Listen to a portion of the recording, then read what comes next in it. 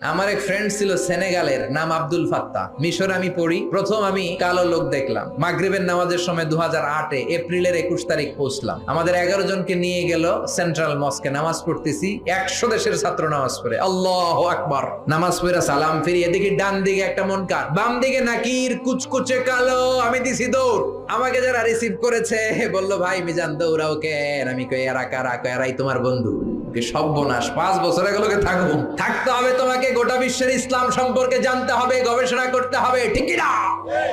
মিশতে শুরু করলাম কালোদের সাথে। কুসকুসে কালো, অনেক লম্বা, চুলগুলো এরকম বুটি বুটি হয়ে থাকে আর গুটি গুটি হয়ে থাকে। আজীবন খবরে দেখতাম, ওই যে নেলসন ম্যান্ডেলারে দেখতাম খবরে, এটিএন বাংলার খবরে দেখা যেত আফ্রিকা মানুষ। এবার সরাসরি দেখতেছি। এই ফাত্তা আমার পাশের রুমে থাকতো, তার পাশে থাকতো চাইনিজ, এরপরে পাকিস্তানি। তো এই ফাত্তা আমার রুমে ছিল ফ্রিজ, ওর রুমে ফ্রিজ নাই। ও পানি নেওয়ার জন্য, ঠান্ডা পানি নেওয়ার জন্য আমার রুমে আসতো। আমি ভয়ে ভয়ে ওর বোতল লয়ে দরজা আটকায় দিতাম। প্রথম